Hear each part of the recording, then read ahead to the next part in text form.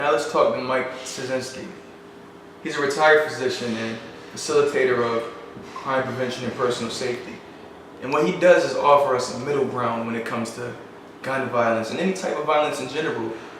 He kind of gives us a different perspective, so his voice is super important in what we're doing right now. And his biggest thing is not so much that we should not use guns or that we should use guns in any event.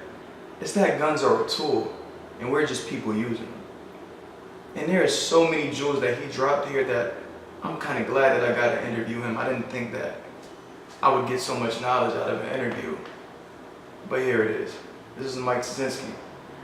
And listen to what he has to say, because I'm sure all of us will find it useful. So, sir, how are you doing today? Andre Ehrlich. Good. And you Andre, are? Dr. Mike Taz, Mike Szynski. Mike Szynski, and you describe yourself as? What's occupationally? Right now, I'm a facilitator of crime prevention, personal safety. I'm a retired physician, and I still promote health and wellness, but I do it with crime prevention, personal safety, and I also say self-responsibility. There's a program I facilitate called Refuse to be a Victim. Yeah. It's not a hands-on course. It's not a firearm course. We help you to develop your main weapon, which is your brain, to recognize crime in its earliest stages, and then get the heck out of Dodge while the getting is good, or give yourself up for something escalated up to something more serious. When it comes to self-defense, I know you said that's like not hands-on and whatnot. When it comes to self-defense, you feel as if having a weapon is not necessary? Well, your weapon is your brain. Having a tool, everything else is a tool, whether it's your empty hands or whether it's your firearm or anything in between, those are technically tools. If you put them down on the ground, they're not going to do anything for you or against you, right? Yeah. The danger when people have tools is what they have planned in their brain for you. And the advantage you have is to defend yourself is what you have planned in your brain to protect yourself. And what you have to try to do is plan this proactively ahead of time.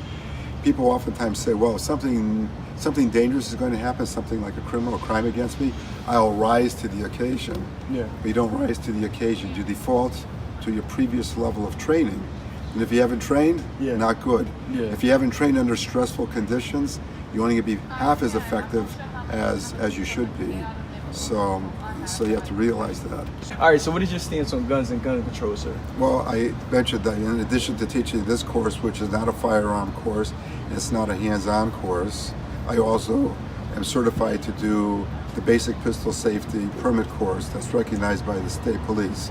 Yeah. Both certified by both the NRA and the United States Concealed Carry Association. And I'm in favor of it, of the Second Amendment rights. And I think that people should exercise their Second Amendment rights if they have the aptitude for it. Now, does everybody have the aptitude? Not everybody, but there are probably more people who have the aptitude that they just don't realize it. Yeah. I wasn't brought up with guns through my whole life. My dad was in the service. I don't have any law enforcement background. I don't have any attorney background. I don't have ex-military experience, but I have had some experiences with potential criminals and have had some spirited discussions with some people that I got through without any kind of major emotional or physical injury. But I realized, and I have a lot of Boy Scout training, and that's where they teach you, what's the Boy Scout motto? Do you know? No, I haven't seen it in 20 years. Be prepared. So with that, I try to say, what can I do to be prepared for what's coming down the pike? And you realize as you get older, that your stamina decreases, your strength decreases, your flexibility decreases. And so how are you going to protect yourself, your family, and if you want your community? You got to do something that helps level the playing field. And having a permit, knowing how to use a firearm, and having the mindset to use it if necessary, that really helps them to level the playing field. And in the process of learning this, you learn a lot about the criminal mind, the criminal psyche, so you get yourself mentally prepared and psychologically prepared so that if you can de-escalate it, that's the thing to do. Someone said that the best fight there is the one you don't have to be in. Yeah. And that's the idea. Is you don't have to be in a fight, get out, get out of town. If you can, if you can. Yeah, I mean, some people are super aggressive and super macho, super testosterone bound, and it's I've seen it. Alpha male, I've seen it. And if you can avoid that, that's fine, because if you learn some good fighting systems where you can end a fight by, and target points, hurting them, you either break a bone, dislocate a joint, or knock them unconscious, then you have to. You have to. Yeah. But you have to always realize that your level of defense has to be comparable to their level of offense. If you go over that, you have to be very careful, because then people could say you did too much. Yeah. And oftentimes they ask me in my course, refuse to be a victim. Well, if I have my pepper spray, these are some non-deadly alternatives: pepper spray, tactical pens, tactical flashlights. How much should I injure this person? Or you defend yourself and injure them until the threat is gone. Yeah, I've always been a fan of less lethal weapons. Like, have you ever seen the SALT guns or whatever? It's like, or they have like more tactical type of pepper ball guns and whatnot, airsoft. Airsoft. Yeah, they got like tactical ones, that are more aggressive. But they're not as bad as less real lethal guns. Yeah. I mean, how do you feel about that? Like, do you feel as if it's necessary that we in this country we kind of move more towards a less lethal method? Like, even like what is it, the beanbag bullets and whatnot? Yeah. How do you feel about those? Well, the challenge you have is if you're using it personally, and you draw one of these, people aren't going to know whether you have a real gun or a less lethal gun. Yeah, you got to use it quickly. Yeah, and the thing to do is, if you have to get to the point where you have to use deadly force because you're being confronted by deadly force, then you want to be effective. You don't want to be shooting in the air to warn them. You don't want to be shooting into the ground to warn them. You don't want to be trying to aim for their arm or their leg, because you can kill them just as bad if you hit a major artery there. You can bleed out while you're waiting for the ambulance or the police to come.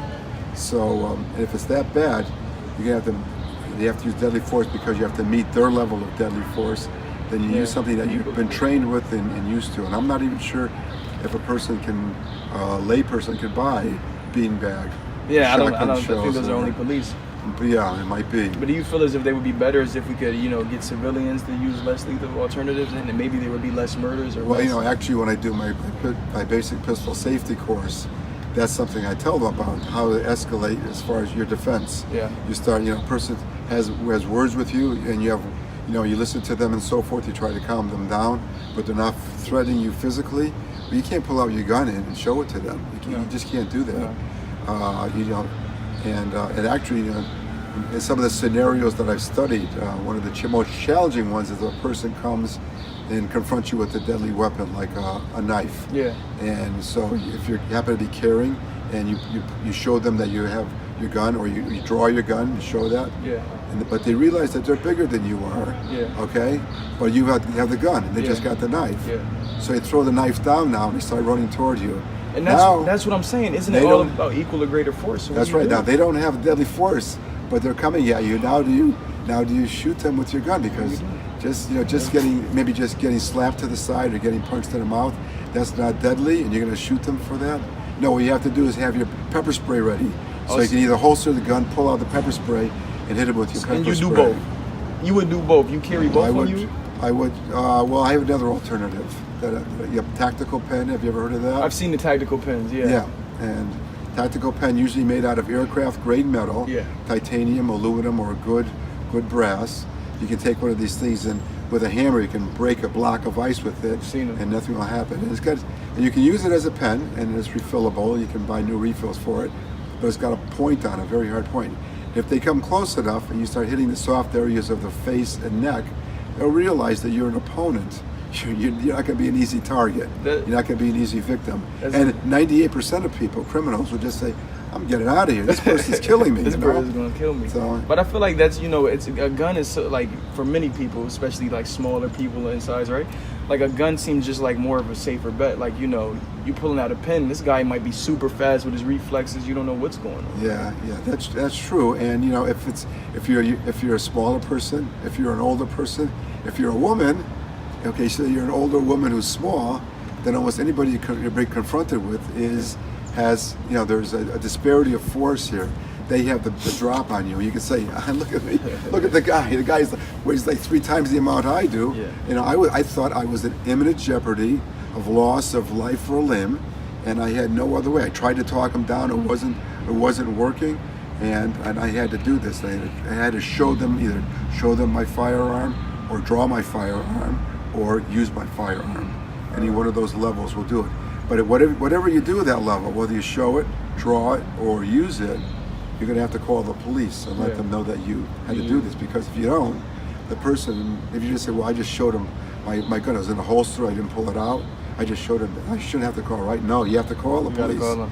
Because if they call the police and say, this crazy lady, she pulled a gun out on me, she's brandishing a weapon, she's threatening me with it, people are all around yelling, what's going on here? That, it's endangering the environment. Yeah. Okay? And now if they come after you, they say, well, now you're the defendant. Yeah. But if you call first and say, listen, this guy was Someone's threatening breaking me, my house. and I had a permit, I was carrying, I showed him my gun in the holster, I didn't pull it, I just want to tell you this, I'll come down and I'll make a statement for you if necessary, but now you're the plaintiff, okay? You're not the defendant. And if it goes to trial, you're negotiating for a stronger position.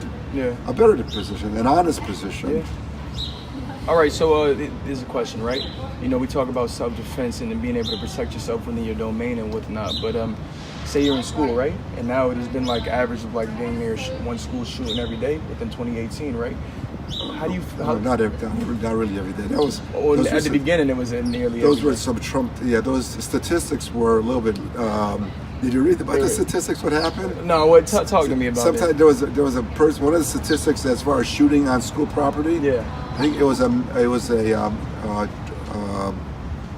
negligent discharge. A person had a gun in a parking lot of a school. They said that's a school shooting. School shooting. School shooting. Wow. And so and you come down to the number of serious school shootings was just a handful, a large one. I mean, any one is bad against students, terrible, but there are a lot of negligent discharges in there that wouldn't really count as an accurate school shooting. I'm gonna look more into that. Thank you for that statistic. Yeah, look into that carefully. So what were the question you were leading? With all. How do you feel about teachers having weapons to be able to protect the kids? Do you feel as if teachers may get scared and may view students as a threat? How do you feel about that issue? Because there's two sides to it. There's people who very much feel as if teachers should be equipped with guns to be able to protect themselves against students who have gone AWOL or whatever But then there's also this side that says especially within the communities filled with minorities, teachers feeling that students are threats, right? So what happens in that instance where the kid is bigger? I've seen even growing up, teachers kind of get the bad end of the stick. When it comes to a fight, a teacher tries to break it up, ends up getting punched. Now what happens when a teacher views the student as a threat? So, what side of the coin do you take on that issue? I think in either situation, whether, a very affluent school or a school that you have a lot of people who have inadequate, as far as family support. They may come from a single parent household. They may not have that many benefits as far as financially and so forth. Either way, what I think you should do is you should be able to offer it to the teachers who want to take the course. Yeah. You have to realize when you take the course, you're not just taking the permit course and being given a gun. You've got to also take a tactical course as far as learning how to use it. Yeah. And that's the big thing. When I tell people about guns, I say that when you get your permit, you've taken one step, you get your firearm, you've taken two steps, and now you're in a mile-long journey to becoming unconsciously competent with your firearm. Just like you drove here, right? Did you think everything is, I'm taking my keys out of my pocket now, I'm putting it into the ignition, okay, I'll turn it on. I'm turning the ignition on, there's an engine starting out. It's all subconscious. You're unconsciously competent with driving your car, okay? Yeah. That's how you have to be with the firearm, because if you have to use it, you're gonna be thinking about other questions at that time. Now, is this a deadly threat? Am I justified in using deadly force? Is there some way of de-escalating it? And should I be doing that? Is there any way, should I take off? I mean, can I just leave? Can I leave safely with the students here? And these are the questions that are going through your mind. You don't want to be asking yourself, did I load the gun this morning? Yeah. Do I have a round in the chamber? If I pull the trigger, will it work the way it's supposed to work? That's all we, because when it comes to school shootings, they've seen that time is of the essence. The sooner the shooter can be confronted, the fewer the number of people who are likely to get shot at For sure. and killed. For sure. And they've seen that with police and people, and even with some of the handful of citizens, just citizens who have the permit and are carrying, and they interrupt a potential deadly shooting. Yeah. That time is of the essence. Time is of the essence. Many of the people who are engaged in this, they're cowards. You confront them, they'll drop the gun, or they'll commit suicide their by own life, themselves, or they'll do something to try to aim at the policeman and get suicide by cop. That's become a thing in 2018. That's become a big deal. But the thing here again is, you hate to have to think about this, to do this, but if you need us to save the students, and who's right there? The teachers are right there. Yeah. In some of the states where they've done this, Arizona, Texas, Ohio, some of the places, the teachers will, the principals will say, yeah, we're doing this. And it's not like that everybody knows who the teachers are, because they'll defeat the purpose. Yeah. No one knows exactly who the teachers are, Yeah.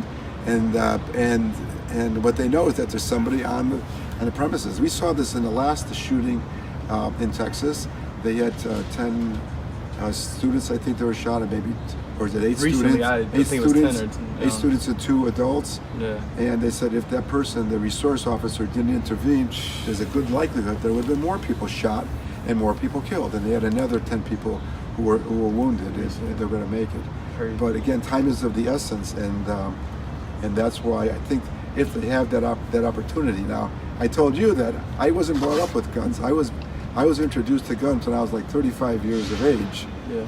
And I said, and coming from a background with martial sciences, and some people call it, they say, guns are the martial art of the 21st century. True. They're going to help you to level the playing field if you're confronted with a person who's confronting you with a deadly force. So I said, this isn't bad. And I started thinking about it, and I took some courses, and as I took more courses and got more experience, I said, yeah, I can do this stuff if I had to do it. I can better protect myself, my family, and I'm choosing to try to protect my community by offering these lessons. Yeah. Does that answer your question? Yeah, for sure. Hold on. So make sure that the microphone. All right, I was making sure the mic was on. Not off, because I did an interview yesterday and the mic was off, and I was like, oh, this sucks. And he said a lot of great things. All right, so I got so much to ask you on basically the first thing I'm gonna say, right? Comment and just tell me how you feel about this comment, right? I went to an inner city school, right? And people brought guns to school frequently, right? Like You're telling me. Oh, I'm telling you, I'm just okay. getting this point out. People bring guns to school. I remember even one kid got arrested for it. But we never had a school shooting, and I know, every day there is at least 10, 15 guns in that school. I knew it. Yeah. But then, you see these So more. what's the difference? What's the difference between then and now? What I'm just trying to ask, what's the difference within, the mentality within like more affluent neighborhoods, and then you see all these school shootings in these more affluent neighborhoods. But a lot of the inner city schools, from a minority perspective, a lot of the inner city schools we grew up in, we knew guns were in the school, but they never got shot up. So I was always trying to figure out what was the difference between this school, which I knew people had guns in, and this place, which, it's probably rare to see a gun, but the only time you see a gun is when someone's getting shot, right? Yeah. Someone had to protect themselves, perhaps. Yeah. If they had to protect themselves, maybe they pull a gun out at that time and protect themselves. Well, let me ask you this: between what you know about the shooters in the school shootings nowadays that we hear about, the mindset of them versus the mindset of the people who would bring the guns to school when you were going to school. Yeah.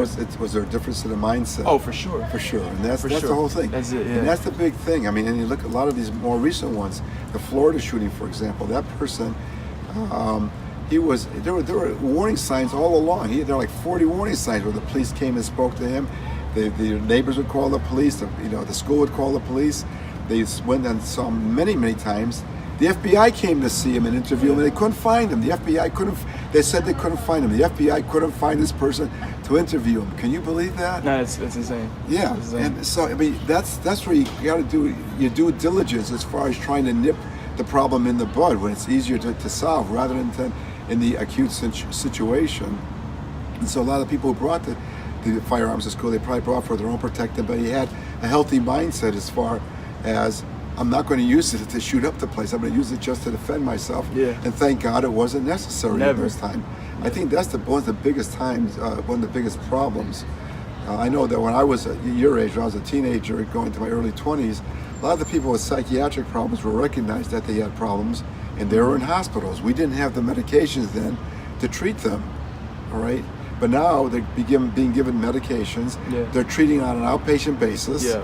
And so what happens? They took the medicine and now they feel okay. They're cured, right? I'm going to stop the medicine, right? Yeah. No, you got to keep taking the medicine. Yeah. Or I'm supposed to keep taking the medicine, but I don't like the side effects of it, so I'm going to stop this medicine. Or, yeah, this medicine, I think it helps me, but I don't want to do the copay on this medicine, so I'm going to stop it. Yeah. And so they get somebody's have voices telling them that different people are bad, and this is a thing you have to do, and look how they're learning how to confront people. A lot of we're learning now. A lot of these people who are doing the shootings have an axe to grind against somebody else. They may have been trying to, they like a student. The student turns them down. Oh, there's nothing I can do. But I gotta shoot up the place. So what can we even boil this down to? Is it the media that's brainwashing people and being desensitized into murder? Is it this mental illness that we're dealing with? There's so many things that people throw out when it comes to dealing with school shootings and the way that people view lives. What is the answer? How do we prevent this? Yes, and yes. Yeah. Okay. Yeah, it's the mental health addict problem that we're dealing with. We have to recognize and we have to try to get better ways of dealing with it, and ideally better ways of preventing it. Yeah. And understanding why people do this and give them the proper care that they need. That's number one. Number two is that the media is. I'm gonna be honest with you, my camera pretty much died at this point, but we got the gist of what he was saying. What he was about to say is, the media doesn't portray violence correctly. They don't portray things that happen correctly, and it's fairly true. They don't. We get these false senses of things that are going on. They tell us that 300 people have been murdered in Chicago, and they don't ever provide context into things that happen. So there's a lot of truth in what this man said. There's a lot of truth in it. And I wish people would speak like this more often. But they don't. And that's just the country we live in. That's just how sensationalized everything is these days. Hey, what can you do?